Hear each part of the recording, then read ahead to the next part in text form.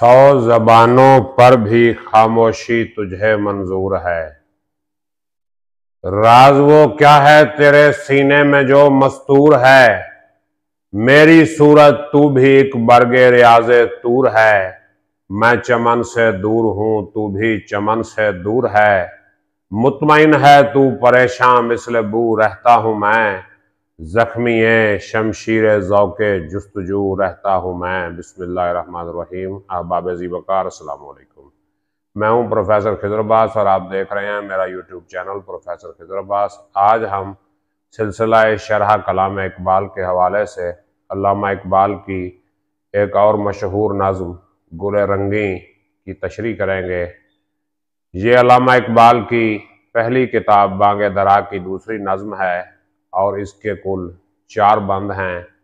ये मुसद्दस की शक्ल में लिखी गई है। जैसा कि आप जानते हैं, मुसद्दस उस नज़्म को कहते हैं जिसके हर बंद में 6 मिसरे होते हैं। पहले 4 मिसरे आपस में हम काफिया होते हैं, 5वां और 6ठा मिसरा ये भी आपस में हम काफिया होते हैं, लेकिन पहले 4 मिसरों से अलग काफिया होता है इनका। तो नज़्म की तरफ बढ़ने से पहले मेरी आपसे गुजारिश है, अगर अभी तक आपने मेरा चैनल सब्सक्राइब नहीं किया तो बराए मेहरबानी इसे सब्सक्राइब करें और बेल का आइकन भी दबा दें ताकि मेरी हर आने वाली वीडियो आप तक पहुंचती रहे। तो अल्लामा इकबाल फरमाते हैं, तू शनासाए खराशे उक़दाए मुश्किल नहीं। शनासा का मतलब है वाकिफ। अल्लामा इकबाल गुले रंगीन से मुखातिब होकर कहते हैं, फूल से मुखातिब होकर कहते हैं कि ए फूल, तू शनासाए खराशे उक़दाए मुश्किल नहीं। शनासा का मतलब वाकिफ और खराश का मतलब जख्म, चुबन, काट।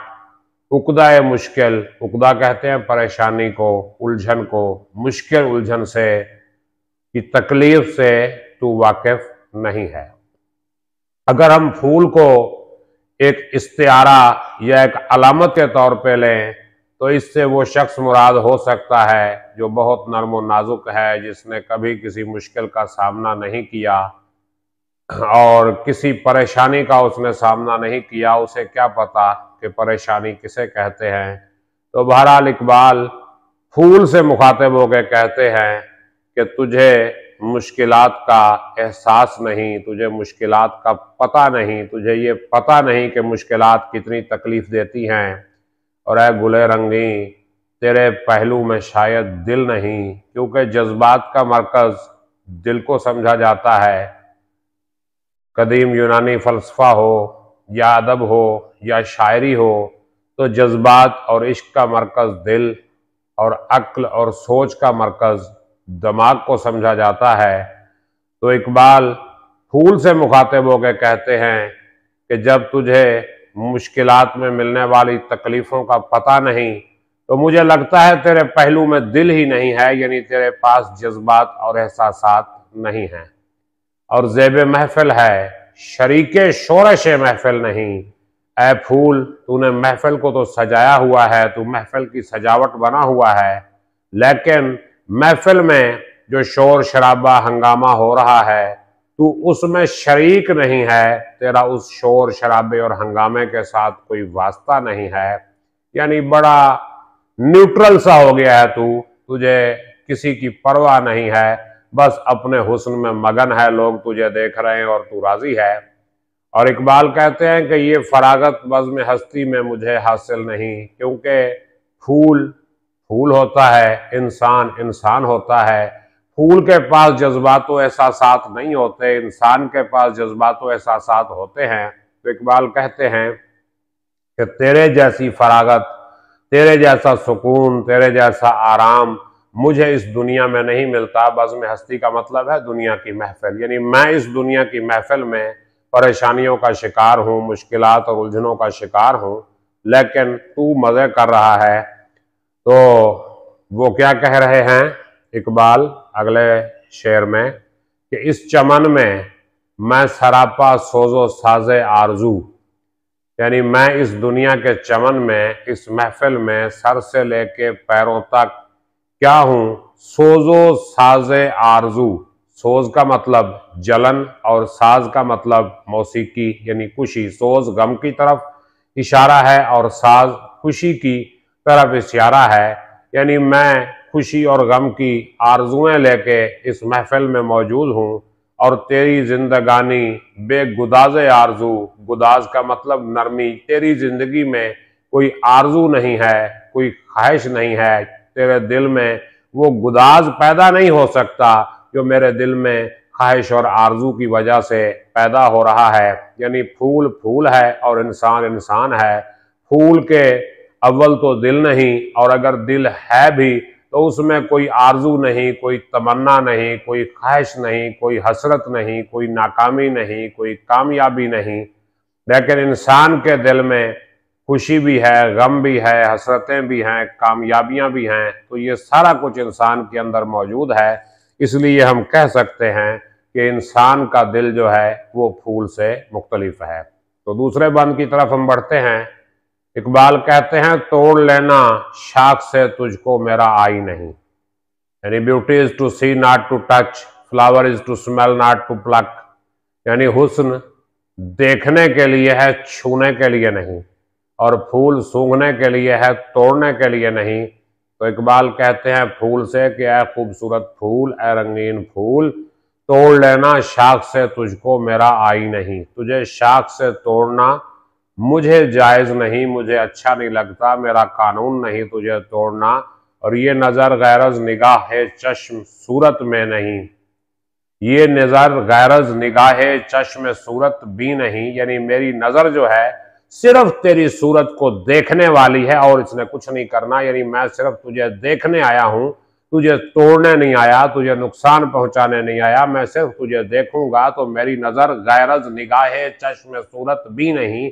यानी सूरत देखने वाली नजर के अलावा मेरी नजर और कुछ नहीं है, बस मैंने तुझे देखना है सिर्फ। और आहा ये दस्ते जफाजू, ऐ गुले रंगीन नहीं, यानी ऐ रंगीन फूल, ये कोई जालिम हाथ नहीं है जो तुझे शाख से तोड़ लेगा। मैं सिर्फ तुझे देखने आया हूं। दस्ते जफाजू का मतलब जालिम हाथ। मेरा हाथ कोई जालिम हाथ नहीं जो तुझे शाख से तोड़ डालेगा। और किस तरह तुझको ये समझाऊं कि मैं गुलची नहीं है फूल, मैं तुझे किस तरह समझाऊं कि मैं फूल तोड़ने वाला नहीं हूं। गुलची का मतलब फूल तोड़ने वाला, मैं फूल तोड़ने वाला नहीं हूं। मैं तो तेरे हुस्न का परस्तार हूं, सिर्फ तुझे देखने आया हूं, तुझसे दो बातें करने आया हूं। और काम मुझको दीदाए हिकमत के उलझेड़ों से क्या, दीदाए बुलबुल से मैं करता हूं नजारा तेरा। यानी ऐ फूल, मुझे जो है हिकमत की नजरों की परेशानी से कोई वास्ता नहीं, कोई ताल्लुक नहीं। काम मुझको दीदाए हिकमत के उलझेड़ों से क्या, दीदाए बुलबुल से मैं करता हूं नजारा तेरा। ऐ फूल, मैं तो बुलबुल की आंख से तेरा नजारा कर रहा हूं। यानी बुलबुल जिस तरह फूल को देखती है वैसे ही मैं तुझे देख रहा हूं। मैं तेरा परस्तार हूं, तुझे देखने आया हूं। मैं तुझे नुकसान पहुंचाने नहीं आया, मैं तुझे तोड़ने नहीं आया। तो आगे तीसरा बंद है। तीसरे बंद में फूल को मुखातिब करके इकबाल कहते हैं कि 100 जबानों पर भी खामोशी तुझे मंजूर है। तेरी 100 जुबानें हैं। पत्ती को फूल की जुबान कहा जाता है, तो जाहिर है फूल में पत्तियां बहुत होती हैं। गुलाब का फूल आप देख लें तो उसमें पत्तियां ही पत्तियां होती हैं। तो इकबाल फूल से कहते हैं कि ऐ फूल, तेरी 100 जुबानें हैं, फिर भी खामोशी तुझे मंजूर है, फिर भी तू खामोश रहना चाहता है। यानी इंसान की तो एक जुबान होती है और बोल बोल के ये अगले के कान बंद कर देता है, लेकिन फूल के पास 100 जुबानें होने के बावजूद ये नहीं बोलता। तो इकबाल फूल से मुखातिब होकर कहते हैं कि 100 जुबानों पर भी खामोशी तुझे मंजूर है। राज वो क्या है तेरे सीने में जो मस्तूर है। ऐ फूल, तेरे सीने में कौन सा राज छुपा हुआ है, मुझे वो राज बता दे। राज वो क्या है तेरे सीने में जो मस्तूर है। मेरी सूरत तू भी एक बरगे रियाज़े तूर है।